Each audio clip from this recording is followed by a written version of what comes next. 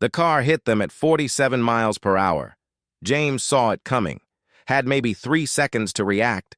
Not enough time to swerve, not enough time to brake, just enough time to understand that the woman in his back seat, the pregnant woman who'd been typing on her phone and ignoring him for the last 15 minutes, was about to experience the worst moment of her life.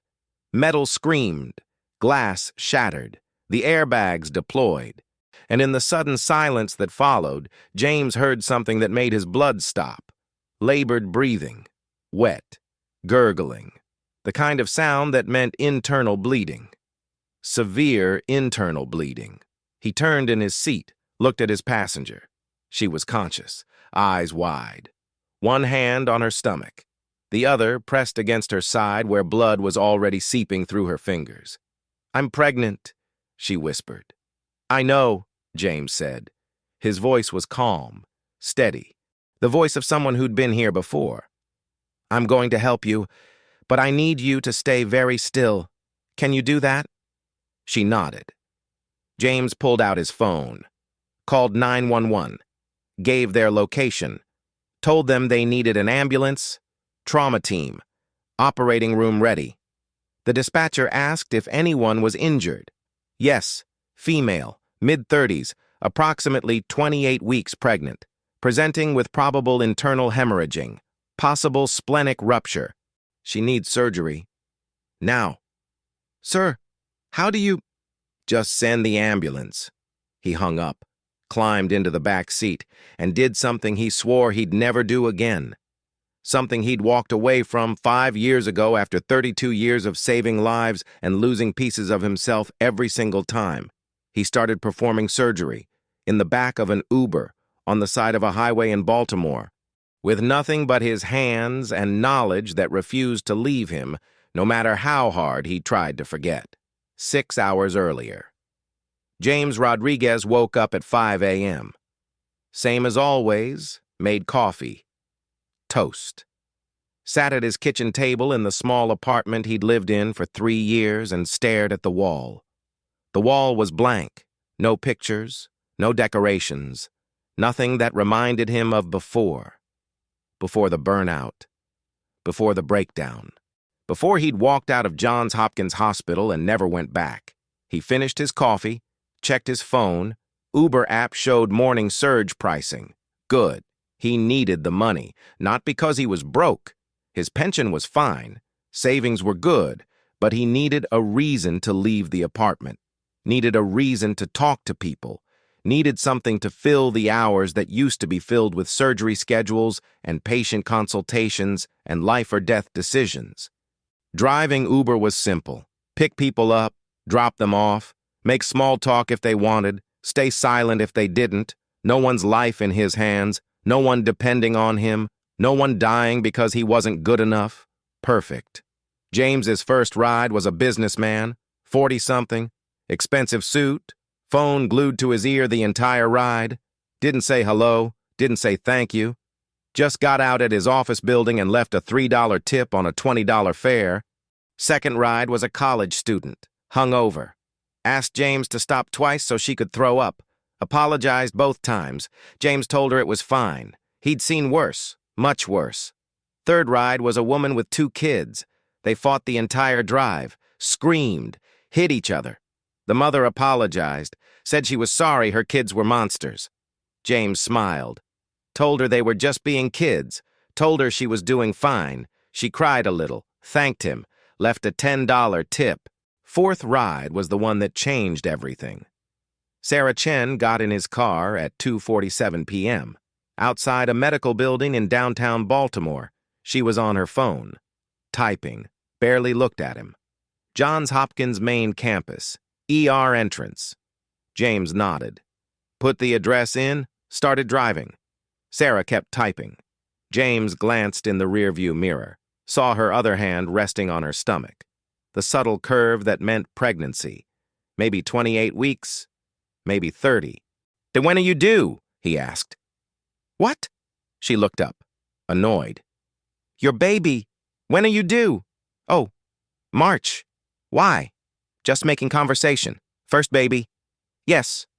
Look, I'm sorry, but I'm really busy. Can we just... She gestured at her phone. Of course. Sorry. James went quiet. Drove. Watched the road. Tried not to think about all the pregnant women he'd operated on over the years. All the emergency C-sections. All the mothers who'd crashed during surgery. All the babies he'd delivered while their mothers died on the table. He tried not to think about it. But the memories came anyway. Always did. They were 10 minutes from the hospital when it happened. James was in the right lane, signaling to merge left, checking his blind spot, being careful like always. The truck came from the side street, ran the red light, never even slowed down. James saw it, had those 3 seconds, tried to accelerate, tried to get ahead of it. But physics doesn't care about trying. The truck hit them on the rear passenger side, right where Sarah was sitting, right where the impact would be worst. The car spun, slammed into a light pole, stopped. For a moment, everything was silent. Then James's training kicked in. 32 years of training, of emergency response, of trauma protocol, of doing what needed to be done regardless of how he felt. He turned, assessed. Sarah was conscious, blood on her face, cut from flying glass. But the blood on her side was worse. Dark, seeping, internal. I'm pregnant, she said, like he might have forgotten, like the baby wasn't the first thing he thought of. I know. I'm going to help you. He called 911, gave them everything they needed, location, patient status, severity. The dispatcher kept asking questions. How did he know it was internal bleeding? How could he tell it was severe? James didn't answer. Just told them to hurry. Hung up. Assessed Sarah more carefully. Her breathing was getting worse. Shallow. Rapid. Skin going pale. Signs of shock. Signs of severe blood loss. Signs that if she didn't get surgery in the next 30 minutes, she would die, and the baby would die with her. What's your name? James asked, keeping her focused, keeping her conscious. Sarah? Okay, Sarah. I'm James. I need to check something. It's going to hurt. But I need to know how bad this is. Okay? Okay. He pressed gently on her abdomen. She screamed. He stopped. But he'd felt enough. Rigid abdomen, defensive guarding, classic signs of internal bleeding, probably from the spleen, maybe the liver, definitely severe enough that waiting for an ambulance was a risk. Sarah, listen to me. You're bleeding internally. The ambulance is coming, but I need to slow the bleeding. I need to apply pressure, direct pressure. It's going to hurt. A lot. But it might save your life. Can I do that? Are you a doctor? The question hung in the air. James looked at her, at this woman who was bleeding out in his back seat, who was pregnant, who was dying. Yes, I'm a doctor, I'm a surgeon, and I'm going to save your life. But you need to trust me. Can you do that? Sarah nodded, started crying. I don't want to die. I don't want my baby to die. You're not going to die. Neither is your baby. I promise. It was a promise he shouldn't make. A promise he swore he'd never make again after the last time. After the last patient who believed him, who trusted him, who died anyway. But he made it. Because sometimes you have to lie to give people hope. Sometimes hope is the only medicine that works. James climbed into the back seat, ripped her shirt, saw the wound, penetrating trauma from the door impact, deep, bleeding, worse than he thought.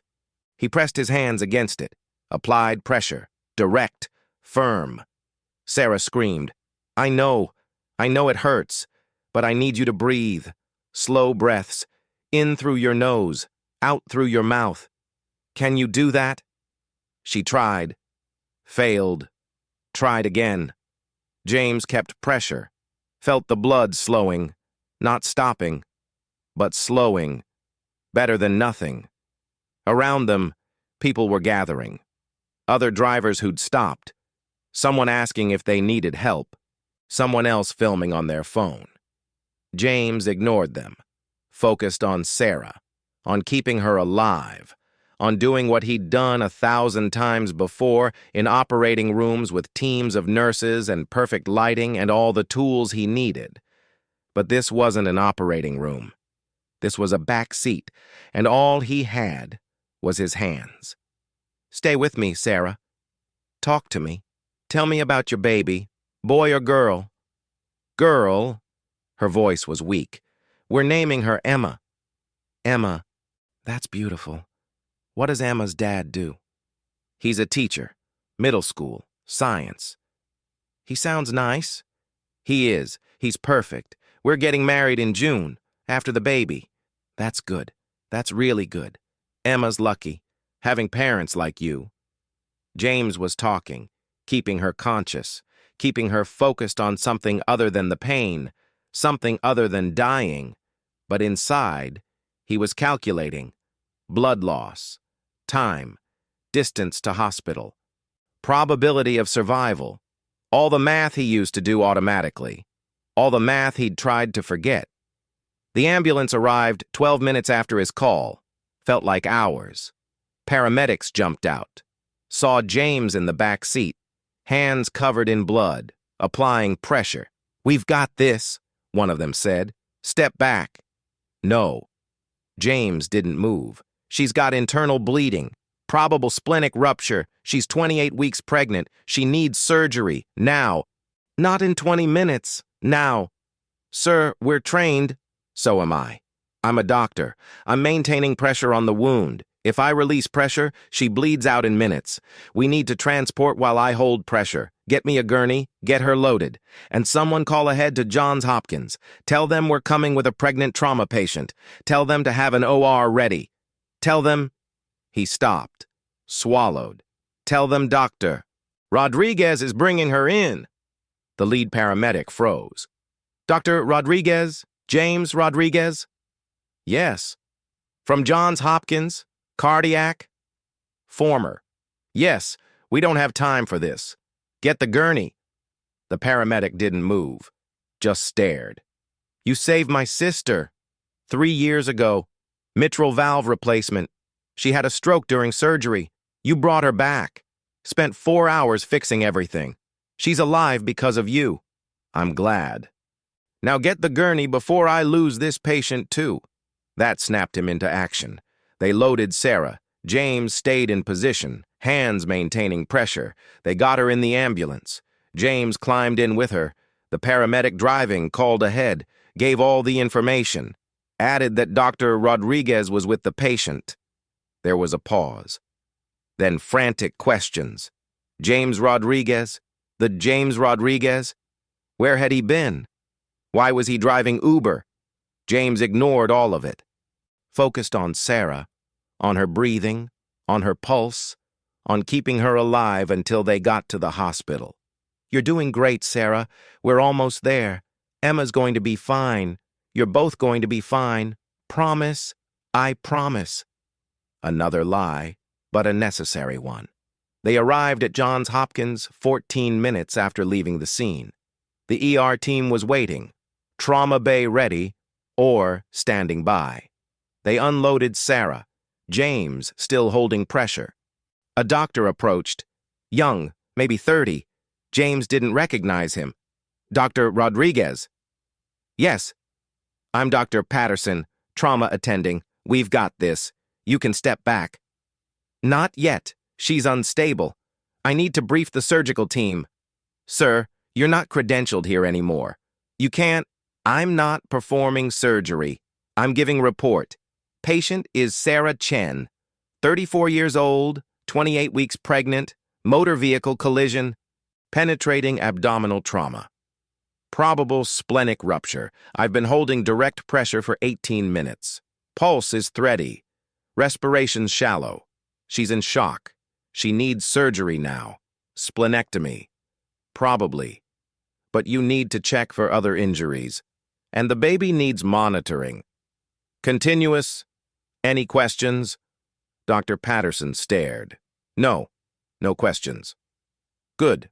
On my count. I'm going to transfer pressure to you. 1, 2, 3. James lifted his hands. "Doctor, Patterson took over. Sarah was wheeled away, disappeared through double doors, into an OR, where people who were still qualified would save her life, or try to. James stood in the ER, covered in blood, hands shaking slightly. A nurse approached. "Dr. Rodriguez, we need to get you cleaned up. Come with me." He followed. Let her lead him to a bathroom, scrub sink. He washed his hands, watched Sarah's blood swirl down the drain, red, dark, the color of life leaving. The color he'd seen too many times. The color he'd tried to forget. The nurse brought him scrubs, clean. He changed in a bathroom stall, threw away his bloody clothes, walked out looking like he belonged here, looking like a doctor again. He found the waiting room. Sat, his phone buzzed, Uber notification, ride canceled, 1-star rating. Sarah had rated him 1 star for not getting her to the hospital on time. He almost laughed, almost. An hour passed, 2, 3. James sat, waited. Other people came and went, families, patients, staff. No one recognized him.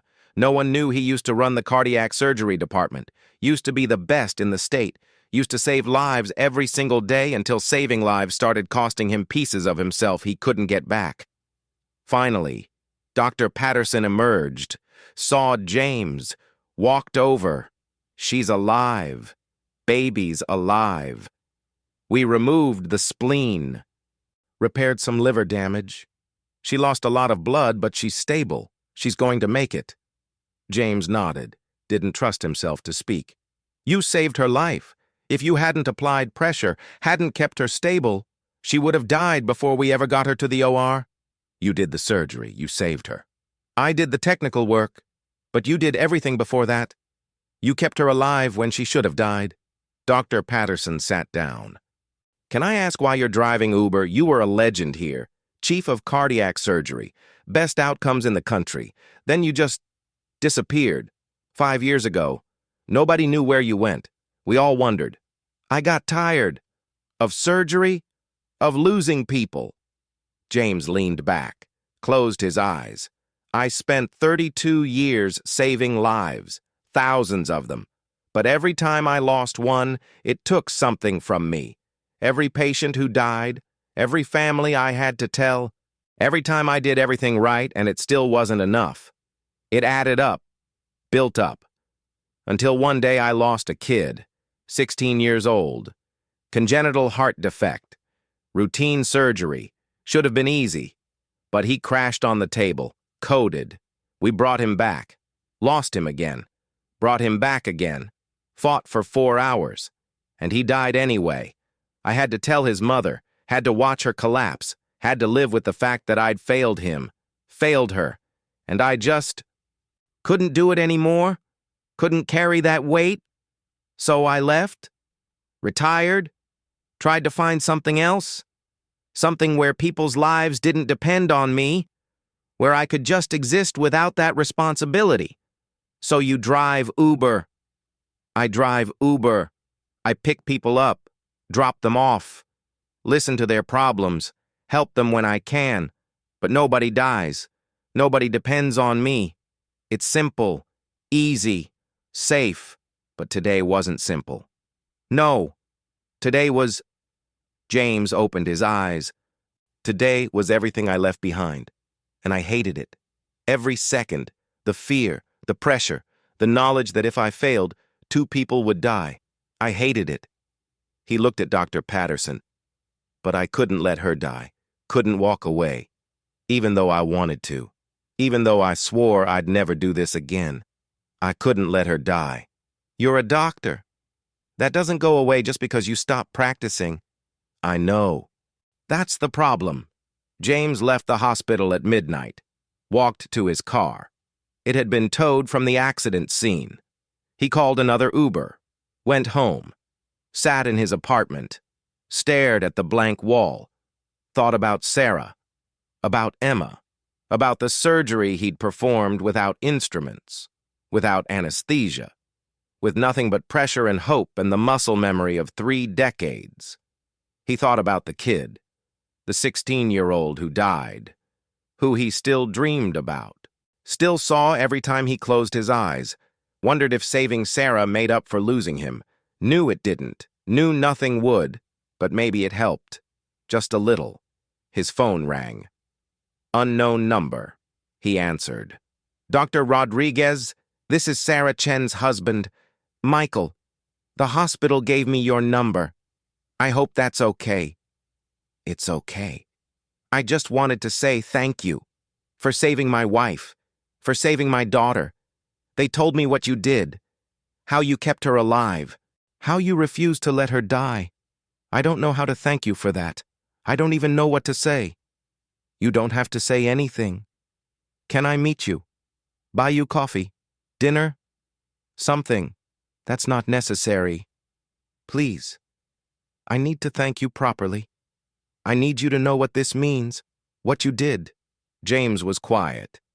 Then, okay, coffee.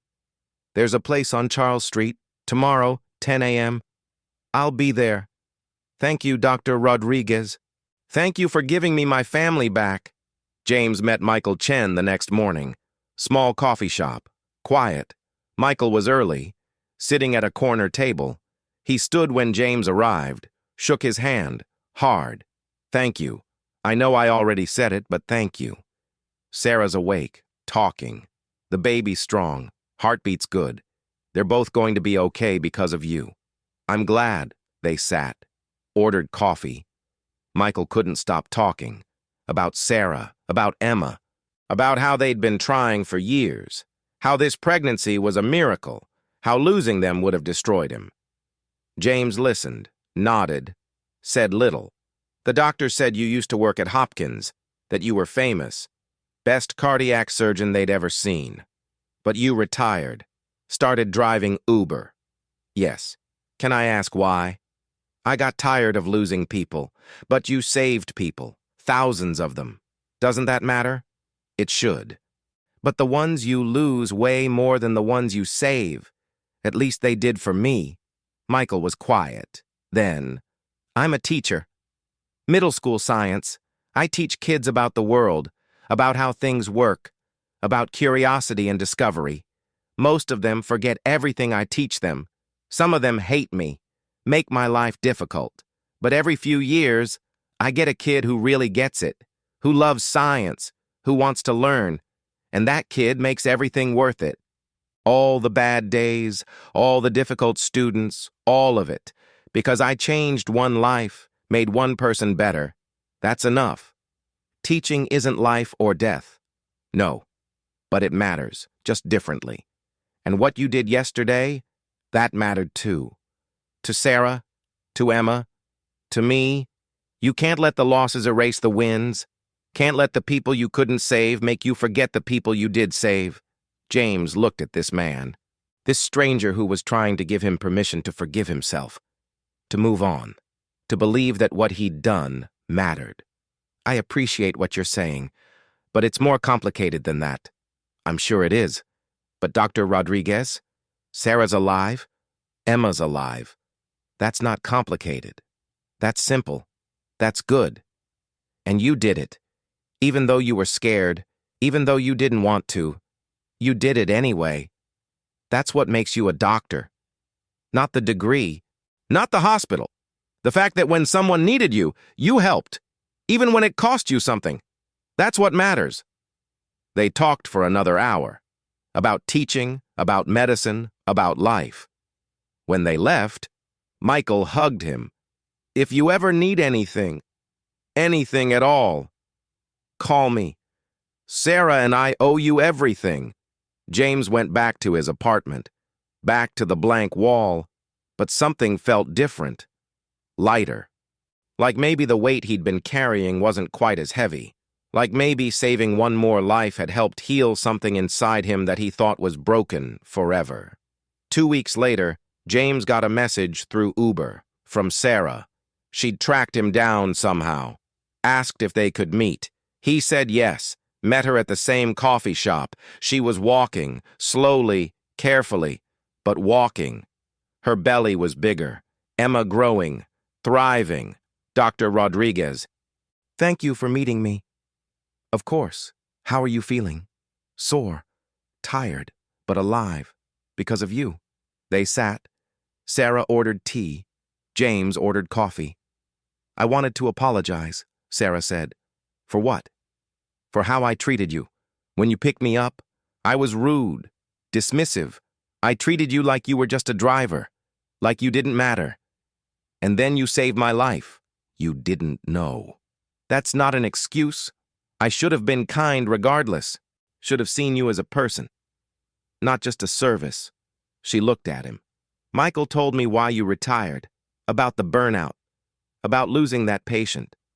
I can't imagine carrying that. Can't imagine what it took to walk away from something you were so good at. It wasn't about being good.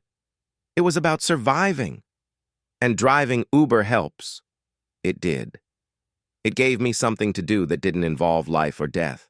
Something simple. Until it wasn't. I'm sorry I complicated your simple life. Don't be. You reminded me of something I'd forgotten. What's that? That I'm still a doctor. That I can't stop being a doctor just because I stopped working in a hospital.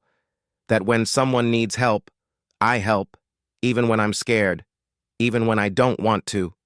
That's who I am. Sarah smiled. Michael said you were a hero. I told him you were just a good person. I think we're both right. I'm not a hero. I'm just someone who couldn't let you die. That's what makes you a hero. They talked until Emma started kicking. Sarah put James's hand on her belly. Let him feel the movement, the life he'd saved, the future he'd given her. She's strong, he said, like her mother, like her doctor. Sarah stood, hugged him. Thank you, Dr. Rodriguez, for everything, for my life, for Emma's life, for not giving up even when you wanted to. We'll never forget you. Take care of yourself, both of you.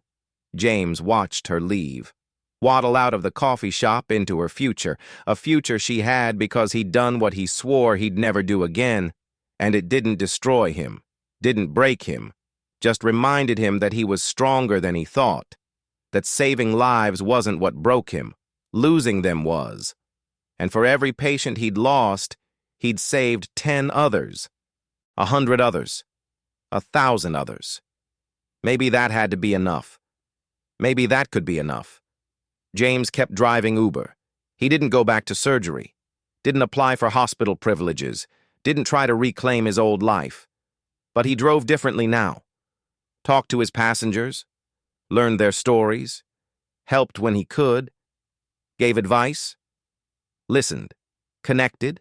He helped a college student study for a biology exam, talked a businessman through a panic attack, gave a young mother tips on dealing with colic. Small things, simple things, things that didn't involve operating rooms or life or death decisions, but things that mattered. One night, 6 months after the accident, he picked up a passenger outside Johns Hopkins, young doctor, exhausted, defeated. Rough day, James asked. The worst. I lost a patient, did everything right, everything by the book, and he died anyway. I don't know if I can keep doing this. How long have you been practicing? 2 years. You'll lose more. You'll lose patients who should have lived, patients you fought for, patients you cared about, and everyone will hurt. Will take something from you. That's the job. How do you deal with it? You remember that for everyone you lose, you save 10 others. You remember that medicine isn't about perfection. It's about doing your best and accepting that sometimes your best isn't enough. You remember that you're human, and you let yourself grieve, let yourself feel it. Then you go back and save the next one. The young doctor was quiet. You sound like you've been there. I have. I was a cardiac surgeon for 32 years, lost more patients than I can count. It never gets easier, but it becomes bearable. If you let it. What made you leave? I forgot what you just learned, that I'm human, that I can't save everyone. I put too much on myself, expected perfection, and when I failed, I broke, retired, spent 5 years trying to forget, trying to be someone else, but you can't forget, can't change who you are. You can only accept it. Move forward, find a way to live with it. Do you regret leaving? James thought about Sarah, about Emma, about all the lives he'd saved and all the lives he'd lost. No, I did what I needed to do, found what I needed to find, and now I'm here, driving Uber, talking to people, helping in small ways. It's different, but it's enough. The young doctor got out at his apartment, thanked James, left a good tip, walked inside looking a little less defeated, a little more hopeful. James drove home, thought about the conversation, about whether he'd helped, whether his words made a difference. Decided they probably did. Decided that was enough. 2 years after the accident, James got a card in the mail. Inside was a photo. Sarah holding a toddler, blonde curls, big smile. Emma. The card read, "Thank you for giving us this, for giving us everything. Happy birthday, Emma. Love, Sarah, Michael, and the little girl who wouldn't be here without you." James put the photo on his wall. The first thing he'd put there in 5 years. Looked at it every morning. Reminder of why he'd stayed, why he'd helped, why being a doctor wasn't just about the hospital. It was about being willing to help when help was needed, even when it scared you, even when you'd sworn you were done, even when you had every reason to walk away. That's what made you a doctor. Not the degree, not the hospital, the willingness to help, always. James kept driving, kept connecting, kept helping. And slowly, the weight he'd carried for so long started to feel less like a burden, more like purpose. He was still a doctor, just a different kind. And maybe that was exactly what he needed to be. Sometimes we walk away from who we are, because being that person hurts too much, because the responsibility is too heavy, because the failures outweigh the successes in our minds. But the truth is simpler. We are who we've always been. And when the moment comes, when someone needs us, when we're the only one who can help, we step up. We do what needs to be done. Even when we're scared. Even when we've sworn we're done. Even when it costs us something. Because that's what it means to be extraordinary. Not that you never fail, not that you never hurt, but that you help anyway. If this story resonated with you, leave a comment. Tell us about a time you helped someone even when it cost you something. And subscribe if you believe in the quiet heroes, the ones who don't need recognition, who don't want credit, who just help because that's who they are. Those are the people who change the world, one life at a time.